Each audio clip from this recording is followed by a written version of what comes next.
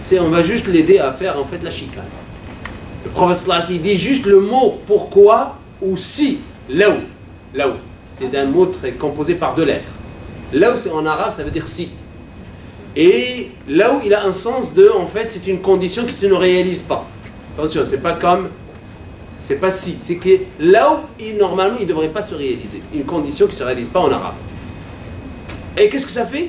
Il dit, le prophète, n'ouvrez pas la porte à Shaitan de s'installer en disant si, pourquoi, tu aurais dû, tout ça. Il dit, bannissez ces mots, parce que sinon c'est Iblis qui va héberger chez vous, hôtel 5 étoiles, nourri, logé, blanchi. Et souvent, qu'est-ce qu'il fait? Il gagne carrément la maison, parce que la chicane va s'installer, ils vont divorcer, et il gagne une maison à lui. Il n'y a plus personne. Et en fait, l'argent perdu dans les tribunaux, les avocats en font l'argent fou avec les musulmans. Hein? La police ne chambera pas, ils vont continuer à travailler. Et parfois même l'agression, les hôpitaux se travaillent aussi. Parce qu'il y a beaucoup d'hommes qui oublient que de kickboxing, on ne le fait pas sur sa femme. Terrible. Oui, mais on rit, mais ça arrive, hein, je vous le dis. Je vous le dis, il y a beaucoup d'agressions, malheureusement, même dans notre communauté. Alors, le prophète, sallallahu alayhi wa sallam, pendant ce même serment, il va rappeler aussi l'essentiel du message de l'islam à travers les 5 piliers de l'islam. D'accord? Les 5 piliers de l'islam, il leur dit, écoutez-moi avec sincérité, ô mon peuple, adorez Allah subhanahu wa ta'ala, c'est le premier pilier le plus important. Tout le reste, ça découle de là. Le deuxième, c'est, connectez-vous à lui. 5 fois par jour, vous avez en fait le devoir de faire la salat. Jeûnez le mois du Ramadan, accomplissez les zakats, faites le hajj, le pèlerinage si vous avez les possibilités. Et c'est là qu'il va en fait le prophète sallallahu alayhi wa sallam. Vous savez, dès que le prophète sallallahu alayhi wa sallam s'est installé à la Médine, il a mis en place ce qu'on appelle as-sahifa. Vous savez qu'est-ce que c'est sahifa? C'est quoi sahifa? Hein? Un pacte de quoi? Moi je préfère plutôt une charte. C'est la charte de droit et de liberté. Wallah, c'est comme vous lisez la charte de droit et de liberté, c'est ça. Il va rappeler quelques éléments ici. Il va donner le droit même sur cette charte qu'il va afficher. Hein. Et aux juifs et aux chrétiens, ils ont le droit de suivre leur religion. Vous imaginez, ça fait qu'un siècle ça. Alors que les musulmans qui étaient en Espagne, en Andalou, la première occasion, on les a chassés, eux et les juifs. Imaginez. Le prophète sallallahu alayhi wa sallam leur a dit, personne n'a le droit d'usurper vos biens. Toute personne qui vous fait du mal, je serai son adversaire dans l'au-delà, même s'il est musulman. Vous imaginez? Alors le prophète sallallahu alayhi wa sallam va rappeler en fait cette charte de droit et liberté. Il leur dit, le prophète sallallahu alayhi wa sallam, entre autres, maintenant c'est dans l'islam, un arabe n'est pas supérieur à un non-arabe. Et un non-arabe n'est pas supérieur à un arabe. C'est pas le fait que tu es arabe que tu as un degré de supériorité. Et il dit, le prophète sallallahu alayhi wa sallam, ce n'est même pas ta couleur qui fait de toi que tu es supérieur. Parce que tout ça, tu n'as aucun contrôle.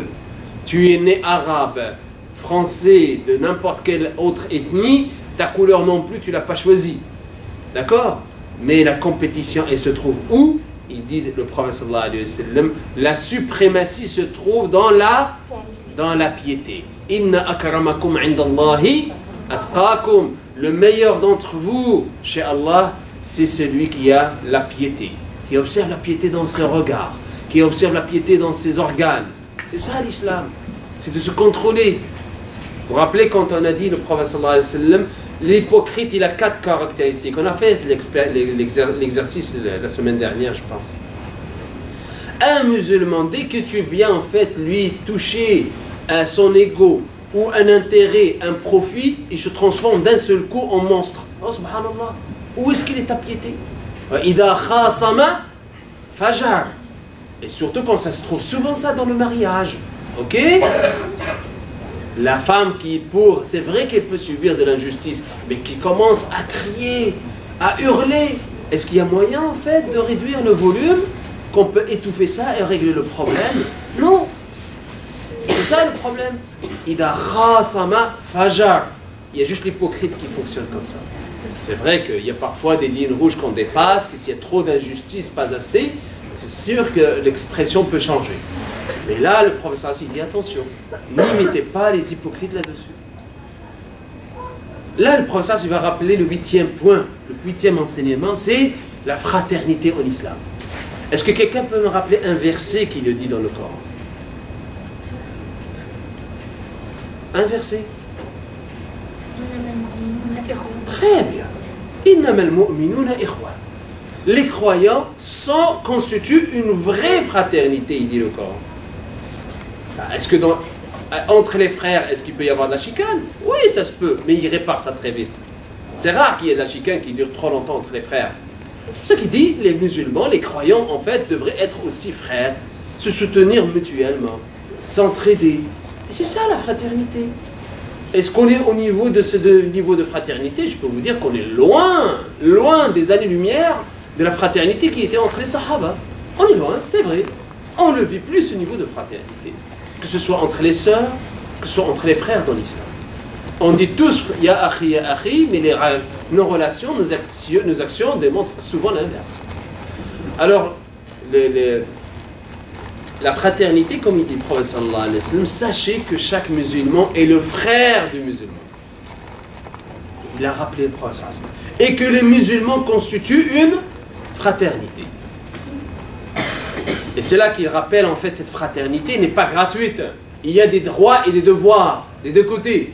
Il dit le bien d'autrui n'est pas légitime pour un musulman, excepté celui que son frère ou sa sœur lui donne de plein gré. Regardez ce que c'est beau. Souvent, il y a des choses qui se passent dans notre vie au quotidien. Quelqu'un qui vient intelligemment ou jouer sur ta sensibilité, il va usurper tes biens. Ou il va avoir des droits qui sont pour lui acquis, alors que tu ne le fais pas de plein gré. C'est pas halal. Il dit le prophète, c'est pas halal. Alors, il faut faire attention. Le 10e enseignement, c'est, le prophète sallallahu alayhi wa sallam, il dit faites attention, ne faites pas subir de l'injustice aux autres. Ne soyez pas injuste, parce que l'injustice, elle est terrible comme châtiment dans l'au-delà. Comme il dit le prophète sallallahu alayhi wa sallam, al-zulmu zulumat yawm al-qiyamah. Ce sont des ténèbres, les injustices dans l'au-delà.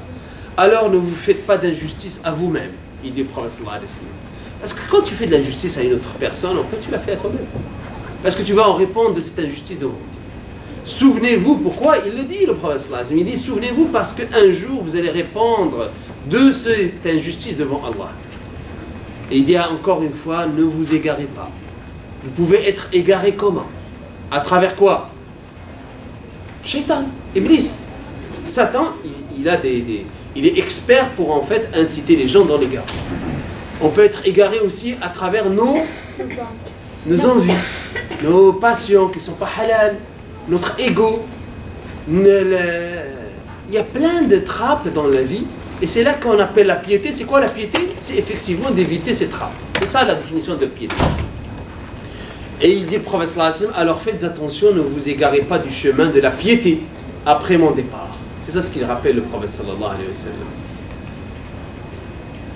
Au peuple, aucun prophète ou messager ne viendra après moi et aucune nouvelle croyance ne naîtra. On a vu par contre d'autres croyances qui ont pris naissance, mais ils ont disparu tout de suite. Et c'est ce qu'il dit le prophète sallallahu alayhi wa sallam. Il n'y aura pas de nouvelle religion en soi. Il va y avoir des étincelles comme ça qui vont s'étouffer. Raisonnez bien alors, il dit le prophète sallallahu alayhi wa sallam, au peuple, et comprenez les mots que je vous transmets.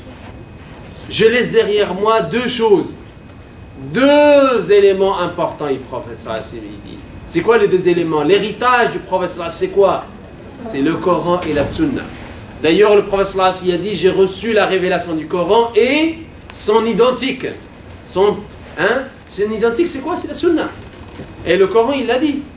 Inna alayna jam'ahu wa qur'ana, fa idha qara'nahu, fattabi' qur'ana, thumma inna alayna bayana. Allah, il dit, on t'a donné à Muhammad, le Coran, la révélation du Coran, mais on t'a donné aussi son interprétation, son explication. Et la Sunna, elle peut être traduite comment? À travers les paroles du prophète, à travers sa pratique, à travers ses consentements, à travers sa propre vie à lui, comment il vivait l'islam au quotidien. Il dit au prophète sallallahu alayhi wa sallam, vous cherchez le salut? Vous cherchez à me rejoindre au paradis?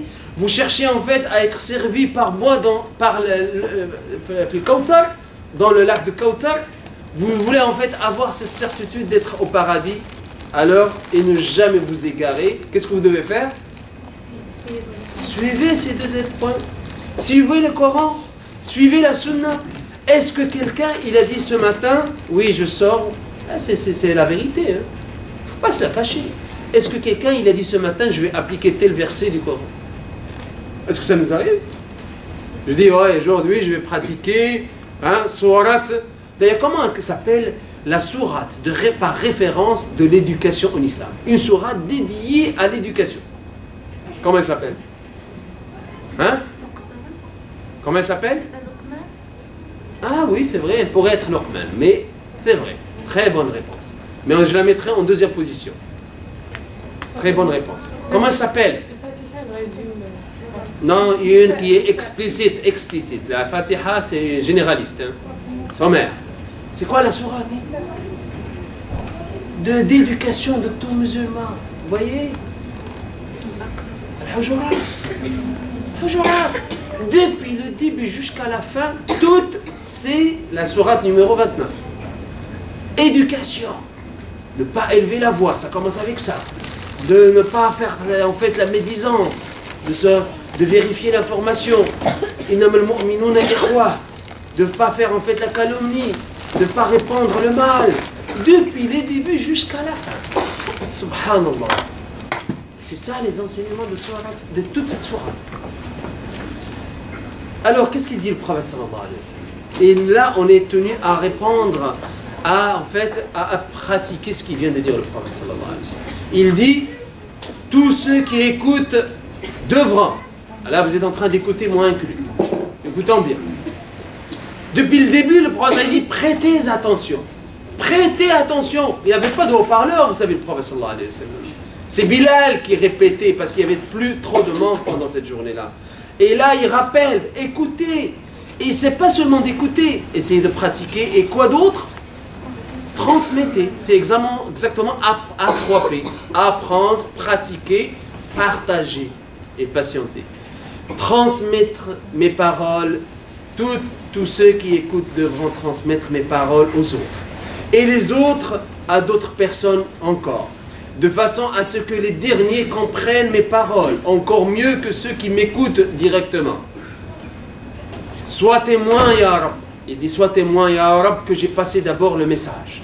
Parce que le prophète sallallahu alayhi wa sallam, vous savez, un jour, il a demandé à Abdullah ibn Mas'ud, qui était connu par sa belle voix de récitation du Coran. Et quand il s'est converti à l'islam, Abdullah ibn Mas'ud, qu'est-ce qu'il faisait? Il cachait son islam? Non.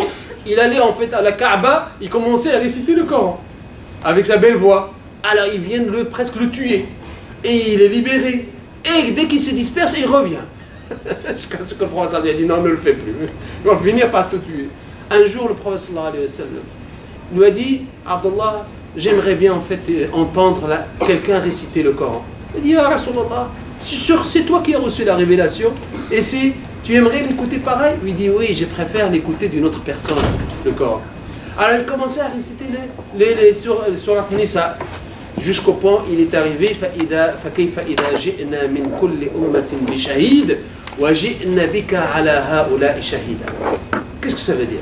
Allah dans Surat al-Jathiya, il nous dit chaque communauté sera dressée devant Allah pour répondre de ses actions et Allah il va mettre en fait un témoin. Vous imaginez? Ils vont être représentés par leurs prophètes, par les personnes qui les représentaient. Et de notre communauté, il va y avoir un témoin sur ces communautés. Pourquoi il va y avoir des témoins? Comme on est tous dans le commentaire. S'ils renient, on est des témoins que Allah a transmis les messages. Vous imaginez? Et le prophète, là, il va être témoin sur tous les témoins musulmans. Là, il a dit à Abdullah ibn Mas'ud, arrêtez. Ça y est, je peux plus. Et il commençait à pleurer, le prophète sallallahu alayhi wa sallam. Le fait de se présenter devant Allah comme témoin, il dit comment je pourrais le faire? Comment se dresser devant Allah pour témoigner contre des êtres humains? Subhanallah. Il dit sois témoin ya Rab, parce que là il doit se protéger devant Allah. Allah il va lui demander dans l'au-delà, on l'a dit tout à l'heure, 120 000 prophètes vont se dresser devant Allah. Qu'est-ce que vous avez fait de mon message? On ne se rappelle plus. Hein? Mais le prophète sallallahu alayhi wa sallam lui a dit, j'ai fait des témoins. Observez que vous avez été témoins devant Allah, que j'ai passé le message. Et là, le message dans sa globalité. Et il leur dit, vous êtes témoins que j'ai transmis le message d'Allah à mon peuple, et ils vont confirmer. Aux gens, celui à qui j'ai tapé le dos. Regardez. Parce que, pourquoi? Il dit, même si quelqu'un j'ai tapé, parfois je ne l'ai fait pas volontairement, venez qu'il vienne maintenant prendre sa revanche. Pas dans l'au-delà, maintenant. Aux gens, celui que j'ai insulté l'honneur, voici mon honneur, qu'il le prenne revanche maintenant. Alors quelqu'un est venu et dit, ah Rasulallah, un jour tu m'as piqué dans mon ventre. Il a piqué le prophète sallallahu alayhi wa sallam avec un bâton. Pourquoi? Le prophète sallallahu alayhi wa sallam, il a vu les gens faire la salade, et lui il sortait, il a pris juste quelque chose qu'il avait dans la main, il a dit, mets-toi en ligne. Il a dit, je veux prendre ma revanche à Rasulallah. Le prophète sallallahu alayhi wa sallam, il a découvert son ventre. Il a dit, viens, prends ta revanche. Hein, directement, sur le ventre. Qu'est-ce qu'il a fait ce musulman? Il est tombé sur le ventre du prophète sallallahu alayhi wa sallam et il a commencé à l'embrasser. Vous imaginez? Oui, il a raison. Wallah, il a raison. Alors, ô gens, celui à qui j'ai emprunté de l'argent, voici mon argent, qui prenne son dû. Mais craignant que le prophète sallallahu alayhi wa sallam soit embarrassé par ses propos. Vous savez, ils l'ont pris comme leur père. Et il a vu comme les gens, en fait, ils étaient un peu mal à l'aise. C'est leur père, c'est le prophète, c'est le bien-aimé de Allah qui parle qu'il est peut-être son terme est dû. Il a commencé à les consoler, le prophète sallallahu alayhi wa sallam. Il leur dit, oh les gens, ne craignez point de ressentiment de ma part. Pourquoi je viens de me présenter? Toute revanche doit se faire maintenant. Pourquoi le prophète veut le faire maintenant? Pour qu'il n'y ait pas de revanche dans l'au-delà. Pour que quelqu'un ne se présente pas devant Allah, là, Muhammad sallallahu alayhi wa sallam, il a fait ceci, je veux prendre ma revanche maintenant. Alors, non. Vous imaginez les couples qui s'y déchirent? Vous imaginez les hommes qui font du mal à leurs femmes? Vous imaginez? Mais ils n'ont pas en fait la crainte de Allah. Toute personne qui est injuste avec sa femme, avec son mari, avec ses voisins, avec ses enfants, avec ses collègues, avec ses employés, qu'est-ce qu'on a préparé pour répondre à Allah subhanahu wa ta'ala?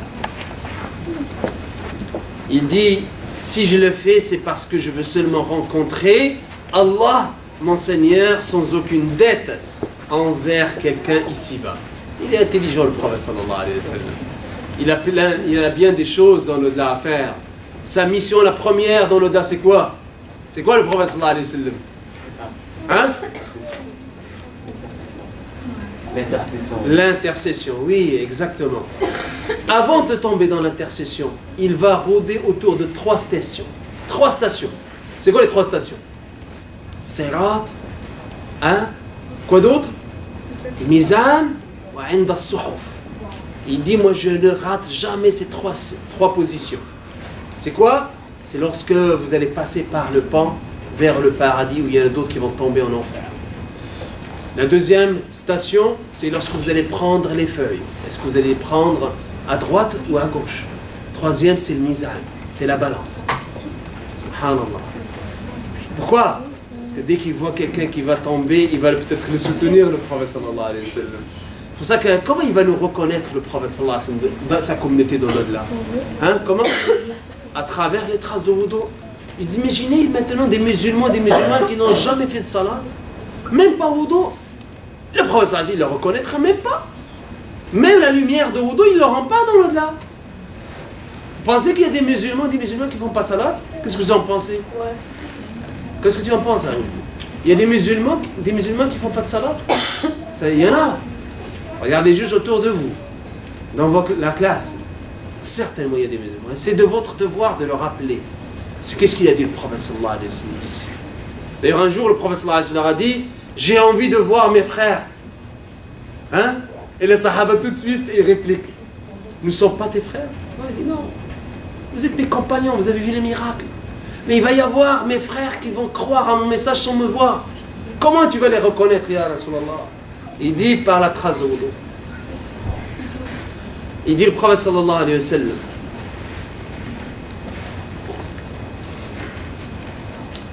Après, en fait, que le prophète sallallahu alayhi wa sallam a fait en fait cette présentation-là, un homme se leva et dit « Ya Rasulallah, vous me devez 3 dirhams. » Quelqu'un qui a osé quand même, mais en tout cas, le prophète sallallahu alayhi wa sallam a dit qu'Allah te récompense, et il ordonna qu'on lui paie les 3 dirhams. Le prophète reprit son discours. « Ô gens, j'ai l'impression que vous êtes inquiets pour votre prophète. » Les gens se mirent à pleurer. Vous imaginez s'il vivait maintenant avec nous? Est-ce qu'on est prêt à le rencontrer comme lui, il dit, vous me manquez? Est-ce qu'on est prêt à le rencontrer avec tous nos bagages de péché? بل الإنسان على نفسه بصيرة ولو ألقى معاذيره. Chacun de nous connaît très bien ses péchés. Chacun de nous sait bien qu'est-ce qu'il fait de mal. Chacun de nous qui voit bien qu'il y a des opportunités pour faire un projet avec Dieu, il ne le fait pas. Alors Allah, il le sait. Et toi-même, tu le sais. Prenez l'engagement, comme j'ai dit, de se réformer intérieurement, de demander à Allah de nous aider, de purifier nos cœurs, avant qu'il soit trop tard. Alors les gens, ils commençaient à pleurer. Parce que, pourquoi ils pleurent? Ils pleurent parce que ils constatent que le messager de Dieu, il est prêt en fait à quitter ce monde. Vous imaginez un instant? Qu'est-ce que ça veut dire ça? Ça veut dire que même la meilleure personne qu'Allah a créée a goûté à la mort. Elle a quitté. Elle a présenté en fait, elle a été témoin, parce que la mission de tout musulman, c'est la mission de notre prophète Mohammed sallallahu alayhi wa sallam. C'est quoi les 2 missions? C'est de rappeler les gens à la foi en Dieu et d'être témoin sur les gens dans l'au-delà. C'est exactement ça la mission de tous les prophètes. Et c'est la mission de tout musulman. Il ne faut pas qu'on laisse la chance. D'abord, il faut se réformer intérieurement et être imprégné par la foi. 13 ans d'éducation sur la foi, le prophète sallallahu alayhi wa sallam, il a livré aux compagnons. Est-ce qu'on a eu cette formation? Et par la suite, il ne faut pas laisser la chance à quelqu'un qui se présente devant Dieu. J'ai jamais entendu parler de la foi ni de l'islam. C'est ça le message de l'islam. C'est ça le message qu'ils ont livré les prophètes. Inni dhahibun ila rabbi sayadin. Le prophète, attendri par ses propos et par ses larmes des sahaba, il dit aux gens, votre rendez-vous n'est pas ici. Votre rendez-vous n'est pas ici. Où c'est? Je vous donne rendez-vous. Où? Pas ici, mais où d'abord? Avant le paradis. Le Kautar, lac du Kautar, le bassin. Un bassin, le plus grand des bassins, c'est celui de notre prophète sallallahu alayhi wa sallam. Et c'est qui va te servir dans ce bassin? C'est le prophète Mohammed sallallahu alayhi wa sallam, personne. Dès que la personne musulmane va boire, s'abreuver de la main du prophète sallallahu alayhi wa sallam, elle n'aura jamais soif dans le paradis. Tout ce qu'elle va consommer, c'est juste du plaisir. Jamais goûter à la soif dans le paradis. Vous imaginez? Mais le problème, c'est quoi? C'est quoi le problème? C'est qu'il va se présenter une personne avec la lumière de wudu et que le prophète sallallahu alayhi wa sallam s'apprête à donner à boire du lac à cette personne.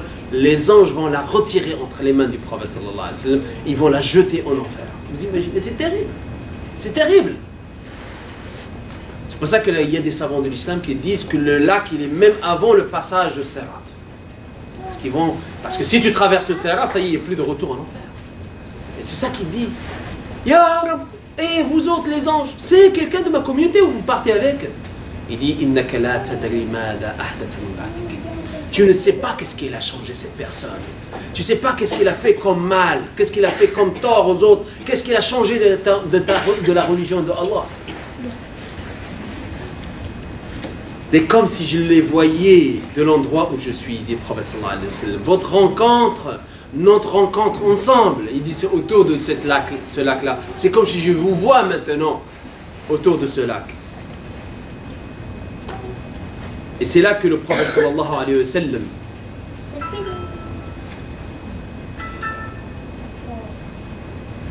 je pense que c'est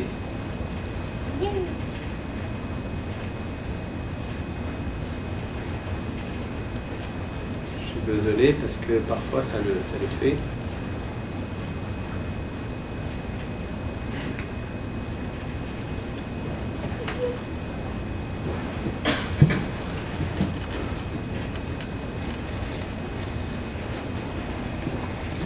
Alors, prophète sallallahu alayhi wa sallam dit, par Allah, ce n'est pas la pauvreté que je redoute pour vous. Je ne crains pas sur vous, en fait, la pauvreté, la misère. Je redoute plutôt que les biens de l'ici-bas ne vous soient largement offerts comme ils l'ont été à vos prédécesseurs. Inni la akhsha alaykum al-faqr ba'di, walakin akhsha alaykum ad-dunya an tatadakhaluha kama tadakhaluha alladhina min qablikum fatuhlikakum kama ahlakathum. Et que il dit le prophète sallallahu alayhi wa sallam, du fait dans votre émulation à les acquérir ces biens-là, et parfois dans le haram, parce que dans le halal il n'y a pas de problème, mais de ne pas en faire juste le but de la vie. L'objectif de ma vie, c'est pas seulement d'accumuler. C'est vrai que nous sommes tous portés à gagner notre vie, mais qu'est-ce que tu en fais de cet argent-là? Est-ce que tu reconnais le droit des pauvres? Est-ce que tu reconnais le droit de tes parents? Est-ce que tu reconnais les droits de tous ceux qui en fait ont le droit sur toi? Oui, la soeur. Le deuxième, il dit, professeur, je crains pas en fait, je crains pas pour vous en fait, je redoute plutôt, c'est pas la pauvreté, je crains pour vous l'inverse, c'est que vous allez devenir riche. Vous voyez qu'il y a plusieurs pays maintenant avec le pétrole qui sont très riches, mais quelle est leur relation avec Dieu? Quand tu vois que la personne elle est riche, elle fait des choses que c'est même un shaitan, il ne le fait pas. Il croit avec l'argent acheter des êtres humains. Alors c'est pour ça qu'il dit le professeur, non, c'est ça que j'ai peur, c'est que vous tombez dans l'extrême, dans les péchés à travers la richesse qui va être en fait très largement distribuée pour vous. Que ça va en fait vous amener à votre perte, comme il dit le professeur. Aux gens, soyez pieux et ne manquez jamais la salade. Ah, il rappelle la salade pour la communauté musulmane. Vous imaginez, on est combien à Québec? 7 millions. Non, juste des musulmans. Ah, ok. On est à Québec 200 000 à peu près. Vous imaginez 200 000, ça prend combien de mosquées pour prendre ces 200 000? Combien de personnes ne vont pas faire la salade? Combien selon vous en pourcentage qui vont à la mosquée pour faire la salade? Combien? 5%, 10%, 50%, 75%? Combien? 50%. 100 000 affluent aux mosquées. Ça aurait été super ça. Non, je pense. Moi, je dirais entre 5 et 10% même pas. 84. Ouais, parce que là, écoutez, hein, chaque mosquée, regardez. Surtout Salat al-Fajr, il n'y a même pas une rangée. Il n'y a même pas une rangée. Où est-ce qu'ils sont les musulmans? L'adhan, il dit Hayya ala al-salat, hayya ala al-falah. Venez à votre réussite. Et le shaitan, il te dit non, dors, fais dodo. Oui? Mais peut-être qu'ils prient chez eux. C'est possible. Mais pour les hommes, ils n'ont pas d'excuse. Sauf s'ils ont une excuse de travail ou quoi. Mais les hommes sont tenus à aller faire la salat dans la mosquée, dans le Bayt Allah. C'est le seul endroit où tu ne demandes pas de... Hein, est-ce que puis-je entrer? Non, tu rentres chez Allah. Dès que tu rentres, tu dis Allahumma inni as'aluka rahmatak. Allahumma ftahli abwab rahmatik. Elles sont là, la miséricorde, mais on n'y va pas. Il dit ne manquez jamais la salat à l'heure. Et ce qui est terrible, c'est qu'avec des journées courtes, plusieurs se font avoir rapidement et facilement. Iblis, il y a plein de tentations. Alors si on commence à faire les 5 salats à la fin de journée, ou au moins 4, comment tu vas faire? Tu vas faire l'exercice cardio. Salam alaikum, salam alaikum. Salat, ça? C'est pas salat. Salat, c'est de sentir que tu es prosterné. De sentir que tu es debout devant Allah. Tu récites la parole de Dieu et que tu la médites. Tu fais des doigts qui peuvent en fait réveiller la foi dans ton cœur, couler des larmes, demande le pardon, demande la connexion, demande à Allah de t'aider à te connecter avec lui. Allahumma a'inni ala dhikrika wa shukrika wa husni ibadatik. Il rappelle, soyez pieux au début et il réitère, le prophète sallallahu alayhi wa sallam, craignez Allah. Juste après la salat, parce qu'il dit, si vous ne faites pas la salat, il y a un problème de crainte de Allah. Et soyez bienveillants. Encore une fois, il rappelle. Envers qui? Les femmes. Hein? Tu le sauras, Inch'Allah. Hein? Tu vas respecter la parole du prophète sallallahu alayhi wa sallam. Et soyez bienveillants à l'égard de vos femmes. Soyez bienveillants. Hein? Qu'est-ce qu'ils font les musulmans?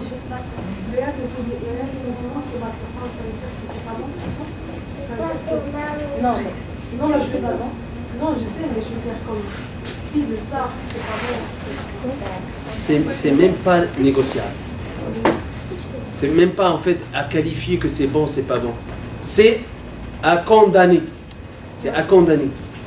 Parce que l'islam, il le condamne. Le prophète, il a condamné. Le Coran, il a condamné. Le prophète, il a dit, soyez le meilleur d'entre vous, c'est le meilleur avec sa femme. Le plus proche de moi dans l'au-delà, c'est celui qui est le meilleur avec sa femme. La douceur, elle est là. Hein? Si Allah aime du bien dans un foyer, il fait pénétrer la douceur et pas la violence, pas la boxing, le kickboxing. Alors si quelqu'un veut faire kickboxing, il sort à l'extérieur. Hein? Il va s'inscrire dans des salles de judo, de karaté, il y en a. Kung Fu, c'est mieux, d'accord. Et soyez bienveillants à l'égard de vos femmes. Regardez pendant un message qu'il se devait, le prophète passer un résumé de message de l'islam. Il rappelle à chaque fois, soyez corrects, soyez bienveillants envers vos femmes. Allah a demandé à un serviteur de choisir entre la vie ici-bas et sa rencontre, et il a choisi la rencontre de Allah. Il parle de quelle personne ici? Il parle de lui-même. Mais là, vous l'avez compris, hein, vous êtes alhamdoulilah. Hein, parce que la plupart des personnes à qui il parlait, le prophète sallallahu alayhi wa sallam, ils n'ont pas compris. Sauf qui? Abu Bakr a compris de qui il parle. Abu Bakr, personne ne devina qui était ce serviteur dont le prophète sallallahu alayhi wa sallam parlait, excepté Abu Bakr qui se mit à pleurer. Parce que qu'est-ce qu'il dit le prophète sallallahu alayhi wa sallam? Allah lui a choisi, lui a donné le choix entre la vie de continuer à vivre ici sur cette terre ou bien de rencontrer Allah. Et le prophète sallallahu alayhi wa sallam, il a choisi quoi? D'être avec Allah. C'est pour ça lorsque Fatima, sa fille, quand elle est rentrée, elle a vu le prophète sallallahu alayhi wa sallam malade, alité, et il ne pouvait pas aller la chercher, l'embrasser sur son front comme il faisait d'habitude. Elle a dit quoi? Wa karba abata. Oh malheur, mon père est malade, il agonise. Qu'est-ce qu'il a répondu le prophète sallallahu alayhi wa sallam? La karba ala abiki ba'da yawm. Plus jamais ton père ne vivra la souffrance, les peines qu'il a vécues ici-bas. C'est pour ça qu'il n'a pas hésité un instant. Il n'a pas hésité quand on lui a donné le choix. Qu'est-ce qu'il a dit? Je préfère d'aller chez Allah. Wallah, si on est conscient, si on y croit fortement, que chez lui on va avoir le paradis, est-ce qu'on va hésiter? C'est pour ça que le prophète n'a pas hésité un instant. Qu'est-ce qu'il a dit le prophète sallallahu alayhi wa sallam? Le prophète sallallahu alayhi wa sallam, quand il a dit en fait qu'il a choisi d'être auprès d'Allah, Abu Bakr le seul, comme il a dit, qui a compris de quelle personne il s'agit, il parlait du prophète Mohammed sallallahu alayhi wa sallam. Il a commencé à pleurer. Et il pleurait si fort que les gens ne pouvaient plus entendre ce que disait le prophète sallallahu alayhi wa sallam, parce qu'il n'y avait pas de haut-parleur comme je disais. Puis il ne pouvait plus se retenir Abu Bakr, et il se leva et se mit à répéter ces mots. Quand il a eu en fait